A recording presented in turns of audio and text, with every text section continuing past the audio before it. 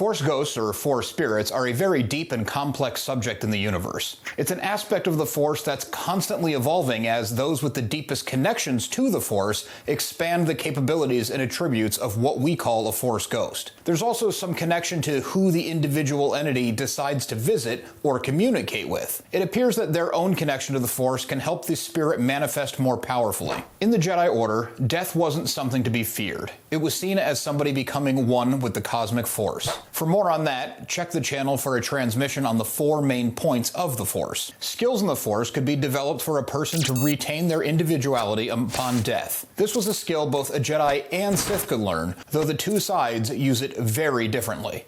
I'm going to stick with just the Jedi ways for this transmission, and we'll explore how the Sith utilize this in the future. This ability is an ancient one, but the knowledge was lost for millennia until just before the Clone Wars.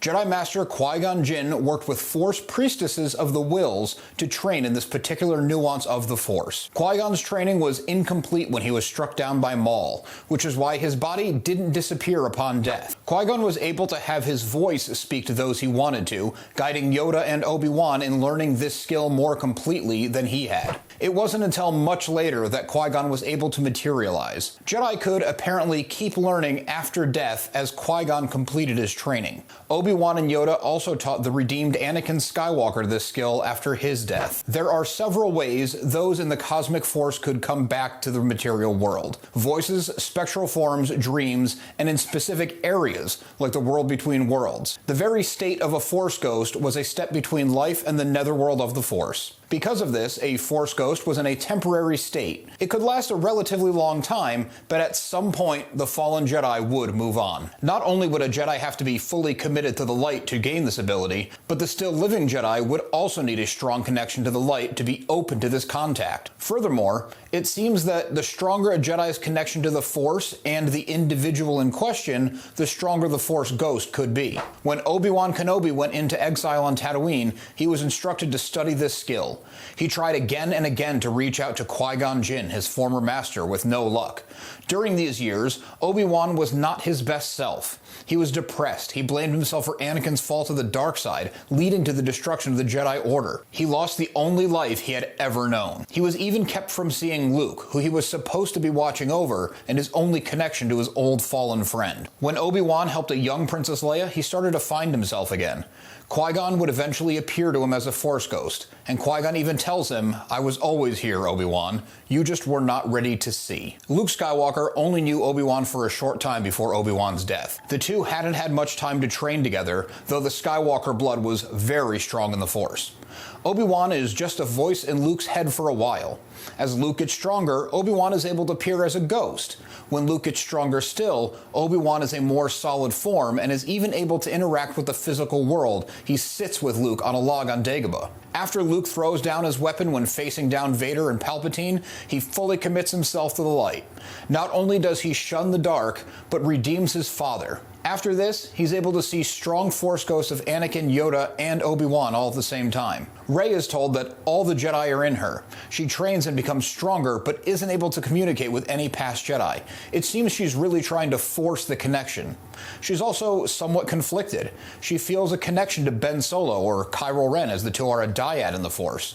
She learns her lineage is one of pure evil and loses her mentors. After helping Ben turn back to the light, she's nearly killed when facing down Palpatine. Many Jedi from the past speak to her and bolster her to finish Palpatine off for good. There are also places where the living world and that of the cosmic Force are closer together, known as vergences. We saw this on Mortis and the world between worlds, though I'm not sure that quite qualifies since it seems to be on a different plane of existence, and on Exegol. On Mortis, Qui-Gon was able to appear, hardly even looking like a ghost, to Obi-Wan. In the world between worlds, Ahsoka saw a version of Anakin.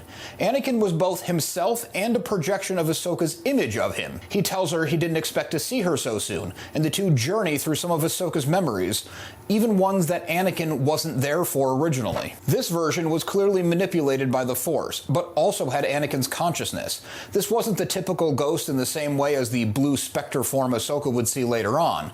The world between worlds made it very real in its own extraordinary way. Exegol was widely known as a virgins in the Force. It's why the Sith acolytes set up there and how Palpatine was able to exist despite his clone bodies failing him. The fact that this is a virgins could also explain why so many Jedi that Rey had never met were able to speak to her and connect with her. When Luke is in his own self-exile on Ahch-To, he has turned his back on the Force. Yoda comes to him. He's looking very solid. He's even able to manipulate the physical world by having lightning strike a tree and starting a fire. I would guess that this is because of Ahch-To's strong connection to the Force, Yoda's power in life, and Luke's inherent strength, since he had lost his way at this time. After Luke rediscovers his purpose, he opens himself up to the Force. He's able to project a version of himself across the galaxy. While this is a different power from a Force ghost, it's pretty cool to see how powerful Luke really was. His more traditional Force spirit is also able to physically catch the Skywalker lightsaber when Rey discards it. Not only is this another example of how powerful a Force ghost can be, but it opens up questions on a Force ghost connection to their former lightsaber, or, more likely, the semi-living Kyber crystal in the hilt. As I said at the top, Force ghosts are a complex part of the Star Wars lore that we're still learning about. What are some aspects of this unique ability you'd like to know more about? Whether an answer currently exists in canon or not, this is definitely a topic worth further discussion. Check out this transmission next for more on the Force.